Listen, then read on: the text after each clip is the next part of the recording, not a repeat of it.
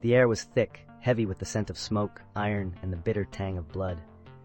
It was a damp day in early July 1870, as Otto von Bismarck, the architect of German unification, stood overlooking a battlefield that would mark a turning point in European history. The rhythmic clang of metal on metal resonated in the air, filling the surrounding hills with a cacophony of conflict. He could feel the adrenaline coursing through his veins, palpable and intense, as he watched the soldiers move forward, resolute in their march. "Today, we forge an empire from the ashes of discord," he had declared earlier, his voice steady, laced with an iron will. The smell of gunpowder lingered, sharp and acrid, as cannon fire lit up the gray sky, its deep rumble vibrating beneath his feet. As the dust settled and the last cries of the wounded echoed in the distance, Bismarck felt a stirring within him, a mixture of triumph and trepidation. "Iron and blood," he murmured, the phrase resonating like a battle cry, a reminder of the ruthless strategy that had brought him to this moment. The grim reality of victory weighed heavy. The unification of German states was not a matter of mere politics, but a culmination of relentless ambition, bloodshed, and unwavering resolve. Born on April 1, 1815, in Schönhausen near Berlin, Otto von Bismarck entered a world rife with conflict and change. His upbringing was marred by an overbearing father, a Prussian army officer whose rigid discipline mirrored the iron fist of the state. The family home was an austere fortress, filled with the musty smell of old wood and the occasional whiff of gunpowder from distant military drills. From an early age, he was subjected to the harsh realities of Prussian society, a world where ambition clashed with expectation. "You will never succeed if you do not demonstrate strength," his father would frequently remind him, the words echoing in his young mind like a countdown to battle. The warmth of familial love was scarce, replaced by a chilling atmosphere of high expectations and rigid discipline.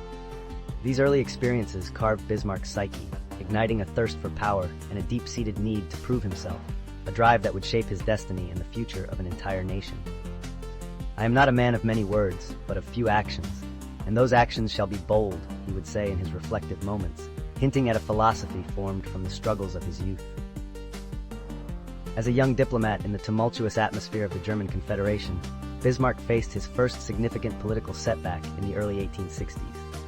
The air was cold and biting, a reflection of the tensions simmering within the fragmented German states. Bismarck had made ambitious plans to unify these disparate factions under Prussian leadership, yet in his initial attempts, he was met with fierce opposition.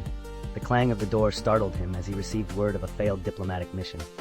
His heart sank, a heavy weight pressing against his chest. "You are too aggressive, Bismarck," a colleague had warned. "You will alienate our allies." The bitterness of betrayal stung deep, an echo of his father's criticisms haunting him still. The very foundation he hoped to build was crumbling, and in that dark moment, he nearly succumbed to despair. It was a silent, lonely evening when he contemplated giving up, when the world seemed too vast and unyielding. The candlelight flickered, casting shadows on the walls as he whispered to himself, "Perhaps I am not destined for greatness." It was a fleeting thought, but it ignited a fire within him. Bismarck's transformation into a national leader hinged on his cunning use of iron and blood politics. It was a frosty morning in 1864 when he proposed a bold stratagem to the Prussian king, Wilhelm I. "We shall not win through mere words," he stated, his tone resolute, "but through action. We must provoke a war to unify Germany." The raw, biting wind nipped at their faces as they stood on the balcony overlooking Berlin. His strategy hinged on the deft manipulation of political alliances and military engagements. The decision to engage Denmark was controversial and fraught with peril, but Bismarck saw it as an opportunity. "We must portray ourselves as the protectors of the German territories," he articulated, and in doing so, draw the support of the smaller states. The campaign was swift and brutal, with Prussian forces seizing control of Schleswig and Holstein. The smell of victory hung heavy in the air, mingling with the scent of powder and sweat as cheers erupted from the ranks. "This is merely the beginning," Bismarck proclaimed to his generals, his voice cutting through the chatter like a sword. "We have shown our might. Now we must turn our eyes toward Austria." The successful campaign against Denmark solidified Prussia's position, and Bismarck capitalized on this momentum. In the smoky chambers of the Bundestag, he maneuvered deftly, playing factions against one another, employing a mix of intimidation and negotiation that left his opponents bewildered. His strategy was not just about military might, but about psychological warfare, understanding the fear and motivations of those he sought to unify.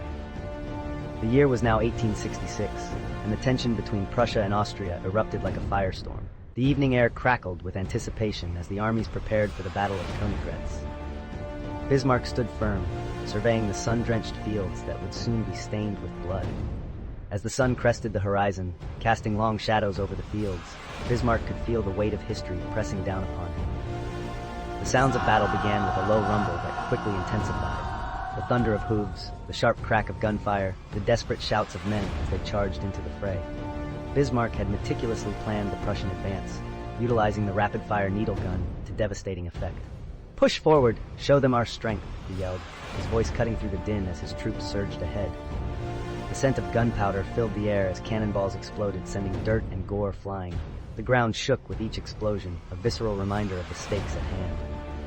The battle raged, and as midday approached, the tide turned in favor of the Prussians. "Victory is within our grasp," Bismarck shouted, his heart pounding with exhilaration and dread, knowing that each victory meant a step closer to a unified Germany, yet further from the blood-soaked innocence of the land. By the end of the day, the battlefield lay littered with the remnants of a fierce struggle, bodies, dreams, and the weight of destiny intertwining, a moment that would shift the power dynamics of Europe forever. Bismarck, standing amid the carnage, caught a glimpse of what he had wrought. "We have sown the seeds of a new nation," he murmured, knowing that the cost was greater than he could fathom. Yet the path of greatness is often beset by betrayal. In the years following the war, Bismarck faced dissent from unexpected quarters. The very allies he had depended on began to question his methods. The air in Berlin grew thick with discontent as political rivals, emboldened by their newfound influence, began to turn against him. "You've gone too far, Bismarck," one rival declared, his voice low yet filled with contempt. "Your iron hand is suffocating us." Bismarck felt the sting of betrayal like ice coursing through his veins. "You would undermine a nation for the sake of your petty ambitions," he shot back, his eyes fiery with indignation. The betrayal cut deeper than any sword.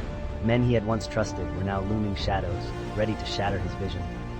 The political landscape shifted, and Bismarck's methods, once hailed as effective, began to be seen as tyrannical. The pressures mounted, and he realized that the very strategies that had unified a nation were now the tools that could lead to his downfall. As Bismarck finally stepped down in 1890, he reflected on a life forged in the fires of ambition and conflict. In the end, he mused, human nature is driven by power, a relentless quest that often leads to destruction. The scent of aged leather and ink surrounded him as he penned his memoirs, the weight of his legacy heavy on his shoulders. Bismarck's life had become a complex tapestry of triumphs and betrayals, each action rippling through history, reshaping the very fabric of Europe. "I forged Germany," he stated, his tone reflective and somber, "but at what cost?" The winds of change swept through the continent, and as he put down his quill, he understood that the struggle for power is a double-edged sword, forever altering the landscape of humanity. As the camera pulls away, capturing the essence of a man who molded a nation through iron and blood, the voiceover resonates. In the quest for greatness, what are we willing to sacrifice? And in the end, what legacy do we leave behind? Bismarck's legacy remains a stark reminder that the architects of history are often shaped by the very conflicts they create, their stories serving as a cautionary